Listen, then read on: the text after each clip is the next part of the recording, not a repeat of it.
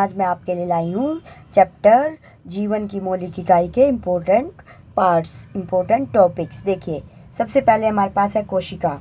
कोशिका क्या होती है? सभी जीव सूक्ष्म इकाइयों के बने होते हैं जिन्हें हम कोशिका कहते हैं। इंग्लिश में इसे हम सेल भी कहते हैं। और सभी जीवों की संरचनात्मक एवं क्रियात्मक इकाई कोशिका है। क्योंकि सभी जीवों का शरीर कोशिका से बना, इसलिए संरचनात्मक इकाई, और सभी कार्य कोशिकाओं के द्वारा किए जाते हैं, इसलिए ये कार्यात्मक इकाई है। अब कोशिका के आकार, आकृति व संगठन का अध्ययन साइटोलॉजी कहलाता है। इनका जब हम अध्ययन करते हैं आकार का, आकृति का, संगठन का, कोशिका के आकार का, तो ये कहलाता है साइटोलॉजी। और सन 1665 ईस्वी में मृतकाल कोशिकाओं में रॉबर्ट हुक ने कोशिका को सूक्ष्मदर्शी द्वारा देखा था। तो सबसे पहले इसकी खोज 1665 ईस्वी में रॉबर्ट हुक के द्वारा की गई थी। और सर्वप्रथम सूक्ष्मदर्शी में जीवित कोशिका को एंटोनी ल्यूवेन हॉक ने देखा था। तो मृत कोशिकाओं को तो देखा था रॉबर्ट हुक ने, और इसके बाद जीवित कोशिका को देखा था एंटोनी ल्यूवेन हॉक ने देखा था। इसके बाद आपका कोशिका सिद्धांत दिया गया है। इसमें कोशिका एवं जीवों के प्रकार दिए गए हैं। अब कोश जीव जो होते हैं वो दो प्रकार के होते हैं, एक कोशिकीय जीव और बहुकोशिकीय जीव। इनमें भी अंतर आ सकता है कि कोशिका संख्या के आधार पर, कार्य के आधार पर, कार्य के विभाजन के आधार पर, जनन के आधार पर, आयु के आधार पर। इनके उदाहरण बताइए। तो ये दो प्रकार की कोशिकाओं में आपके एक कोशिकीय जीव और बहुकोशिकीय जीव में आपके अंतर दिए गए। ये पेपर में पूछे जा सकते हैं आपसे। इसके बाद है दो प्रकार की कोशिकाओं में अंतर। ये भी आपका वेरी वेरी इंपॉर्टेंट है। प्रोकैरियोटिक कोशिकाएं और यूकैरियोटिक कोशिकाओं में अंतर दीजिए। उसके बाद कोशिका की आकृति कैसी होती है, ये आपको विभिन्न आकृतियां दिखाई गई हैं यहाँ पे कोशिकाओं की। इसके बाद कोशिका का आकार कैसा होता है, ये सब कोशिकाओं के आकार दिखाए गए हैं। कौन सा सबसे छोटा होता है, कौन सा सबसे बड़ा होता है। सबसे बड़ी जो कोशिका होती है वो शत्रुमुर्कांडा होता है। इसकी लंबाई जो है 15 सेंटीमीटर लंबा और 13 सेंटीमीटर चौड़ा होता है। सबसे छोटी कोशिका जो होती है माइक्रोप्लाज्मा होती है, और इसका जो मेजर है वो 0.1 एंगस्ट्रम है। सबसे लंबी कोशिका जो है वो हमारी तंत्रिका कोशिका है, और इसकी लंबाई 1 मीटर तक होती है। इसके बाद कोशिका के भाग दिखाए गए हैं। कोशिका में कौन कौन से भाग होते हैं? प्लाज्मा झिल्ली होती है, केंद्रक होता है, कोशिका द्रव्य होता है। ये अब इनके बारे में बताया गया है। कोशिका झिल्ली क्या होती है, प्लाज्मा झिल्ली क्या होती है। अब इसमें भी आपसे पूछा जा सकता है प्लाज्मा झिल्ली के बारे में बताइए। फिर आप देखिए, प्लाज्मा झिल्ली के अंदर व बाहर अणुओं का आदान प्रदान भी दो प्रकार से होता है, विसरण और प्रासरण। ये भी आपसे पेपर में पूछा जा सकता है, विसरण और प्रासरण में अंतर बताइए। या खाली एक चीज़ भी पूछी जा सकती है कि विसरण क्या होता है, प्रासरण क्या होता है, इसके बारे में लिखिए। तो ये भी आपको ध्यान से अच्छी तरह से याद करना है। सारे इंपॉर्टेंट टॉपिक आपको यहाँ दिए गए हैं। इसके बाद है सांद्रता के आधार, विलयन के प्रकार और उनका कोशिका पर प्रभाव, कि हमारे पास विलयन के प्रकार कौन कौन से होते हैं सांद्रता के अनुसार।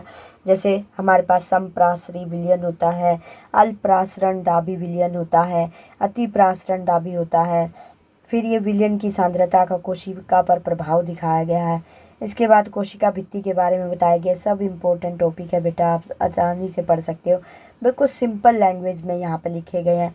इसके बाद कोशिका भित्ति के कार्य हैं, केंद्रक है, ये केंद्रक जो होता है, केंद्रक के कार्य दिखाए गए हैं।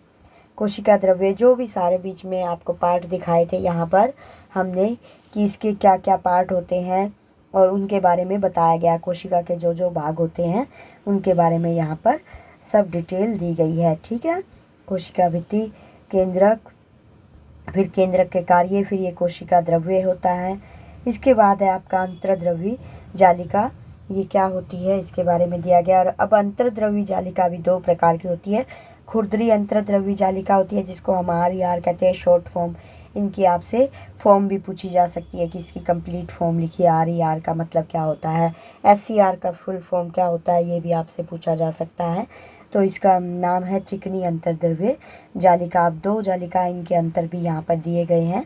ये अंतर भी आपसे पूछे जा सकते हैं, चिकनी अंतर्द्रव्य जालिका और खुरदरी अंतर्द्रव्य जालिका में अंतर बताइए। फिर यहाँ अंतर्द्रव्य जालिका के बारे में लिखा गया है। इसके बाद जो गोल्जी उपकरण है, ये भी आपसे पूछा जा सकता है। फिर गोल्जी काय के कार्य पूछे गए हैं।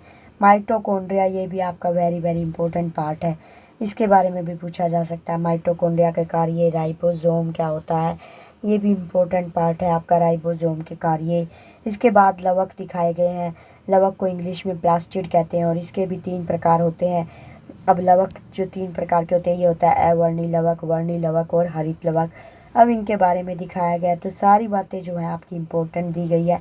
लाइजोसोम क्या होता है? देखिए लाइजोसोम का ये क्वेश्चन आता है कि लाइजोसोम को हम आत्मघाती थैली क्यों कहते हैं। तो क्या होता है, जो उपापचयी प्रक्रियाओं में जब कोशिका हमारी क्षतिग्रस्त हो जाती है, जब देखो हमारा शरीर जो है कोशिकाओं से मिलकर बना है, और जब हमारी कोशिका क्षतिग्रस्त हो जाती है कौन सी प्रक्रियाओं में? उपापचय प्रक्रियाओं में। उपापचय प्रक्रियाओं में जब हमारी कोशिका क्षतिग्रस्त मतलब उसको नुकसान होता है तो क्या हो जाता है? तो लाइजोसोम की जो पुटिकाएं होती है वो फट जाती हैं और पाचक एंजाइम स्रावित हो जाते हैं और अपनी कोशिकाओं को स्वयं पाचित कर देते हैं। इसलिए लाइजोसोम को कोशिका की आत्मघाती थैली कहा जाता है। सुसाइड बैग क्यों कहा जाता है लाइजोसोम को? तो ये यहाँ पे आंसर दे रखा है। हमारी जब उपापचय प्रक्रियाओं में कोशिका क्षतिग्रस्त हो जाती है तो लाइजोसोम की पुटिकाएं फट जाती है और पाचक एंजाइम स्रावित हो जाते हैं और ये अपनी कोशिकाओं को स्वयं पाचित कर देते हैं। इसलिए लाइजोसोम को कोशिका की आत्मघाती थैली कहा जाता है। इसके बाद पादप कोशिका और जंतु कोशिका में अंतर दिया गया है। ये भी आपका वेरी वेरी इंपॉर्टेंट पार्ट है, ये भी आपसे पेपर में पूछा जाता है। और फिर ये ऐसे भी कर सकते हैं कि पादप कोशिका की पिक्चर दे दे और इसके कहेंगे नाम लिखिए, तो आप ये नाम भी लिख सकते हैं पिक्चर देख के, पादप कोशिका और जंतु कोशिका का। इसके बाद कोशिका विभाजन किस तरह से होता है, ये भी आपसे क्वेश्चन पूछा जा सकता है। कोशिका विभाजन भी दो तरह से होता है, समसूत्री विभाजन और अर्धसूत्री विभाजन। ये आपको यहाँ पे दिया गया है। ये समसूत्री विभाजन के बारे में लिखा गया है इसमें, और इसमें अर्धसूत्री विभाजन के बारे में लिखा गया है। इनकी पिक्चर भी आप बना सकते हो। तो ये था बेटा आपका जीवन की मौलिक इकाई के इम्पोर्टेंट टॉपिक्स जो मैंने आपको बताए। ओके बेटा, बाय बाय। नेक्स्ट वीडियो में फिर से मिलेंगे। बाय बेटा।